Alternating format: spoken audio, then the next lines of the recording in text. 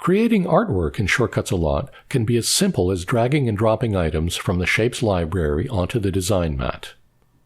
Let's get started right away by clicking our left mouse button on one of the heart shapes, and while still holding down the left mouse button, dragging the heart onto our design mat and releasing the left mouse button. We can then reshape the heart in different directions by clicking on any of the light blue circles that now appear around the heart. Press and hold down your left mouse button on the lower left blue circle to increase the size of the heart. The blue circles will disappear while you hold down the left mouse button so that you can better view the exact position of the heart as you adjust it. Here we can see that the heart will distort in the direction that we are pulling. If you want to maintain the proportions of the heart while you adjust the size, just hold down the Shift key while holding down the left mouse button so that both length and width are locked to move together.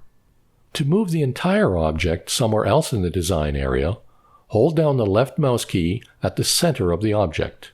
You will see a cross with arrows whenever you are near the center of the object. Notice that if you left mouse click outside the object, the blue circles disappear, telling you that the object is no longer selected or in focus.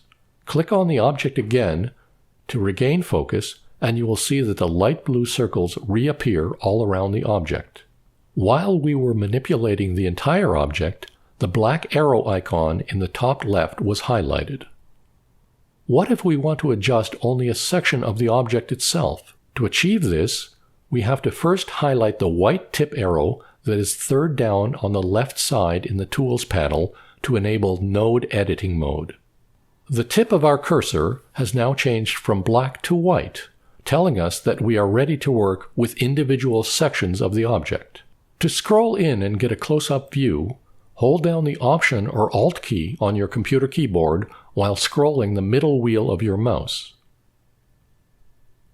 Click on the object to reveal individual white squares or nodes. Each node will also have two handles. If you hold down your left mouse key on one of the circles at the ends of the handles, you can move an individual section of the heart in any direction. When you release your left mouse button, the object will now redraw the one section of the heart. You can scroll out to see the entire heart by once again holding down the Option or Alt key while scrolling your middle mouse wheel. If we make a mistake, we can go up to the menu bar and select Edit, and then scroll down to undo our last action. Or you can also use the keyboard shortcut Command-Z on a Mac or Control-Z on a PC to undo the last performed action. To redo an action, go to the menu bar and select Edit and then Redo.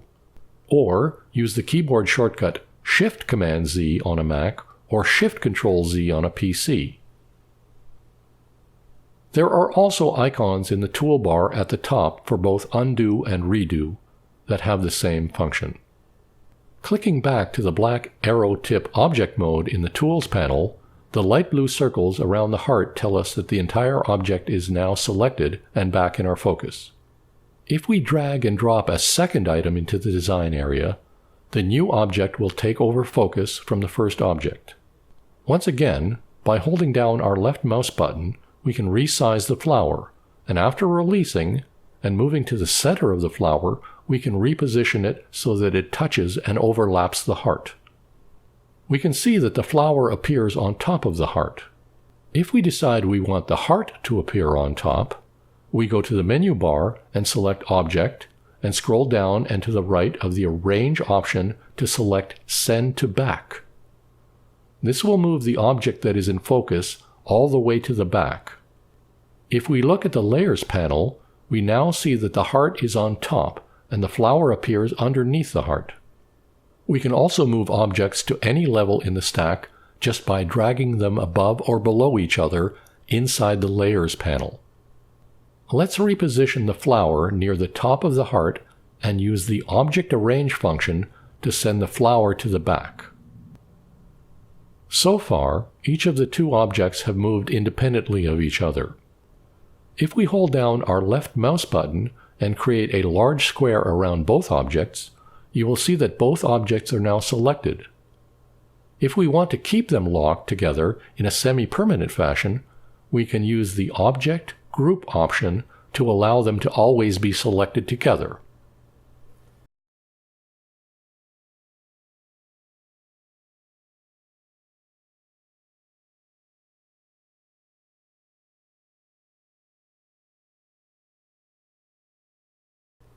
If we click on the T or text icon in the tool panel, we switch to text mode so that we can add text to our design. We will type in the word hello and click on the black arrow in the Tools panel so that we can resize the text to make it easier to read. Holding down the Shift key while we resize forces the text to maintain proportions while being resized. In the Properties panel on the right-hand side, we see a Painter's Palette icon, which allows us to change the colors of the selected object in the design area. For example, we can click on the Fill color square and then select a nice shade of blue from the color wheel and press OK to change the color of the selected object. The Fill and Stroke panel also has a second square which allows us to change the color of the stroke or outline of the text. Using the same color wheel we used previously, we will change the color of the stroke to yellow. Depending on how prominent we want the stroke to be, we can adjust the width of the stroke so that the outline around the letters becomes as big or as small as we need.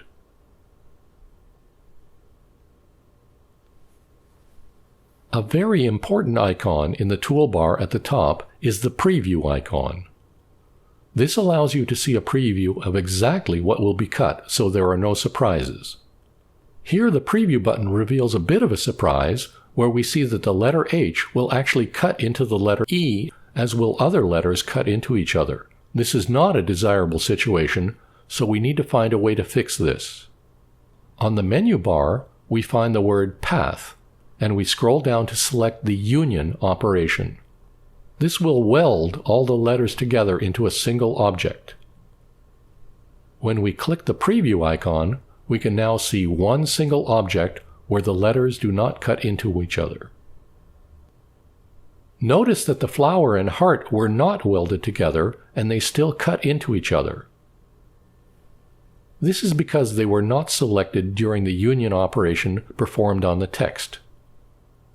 If we want to weld the heart and the flower into one shape, we can simply select them and perform the same union operation to make them into a single object. To clear everything from the design area, draw a large square around everything at once and use the menu bar Edit, Cut function, or the keyboard shortcut Command X on a Mac or Control X on a PC.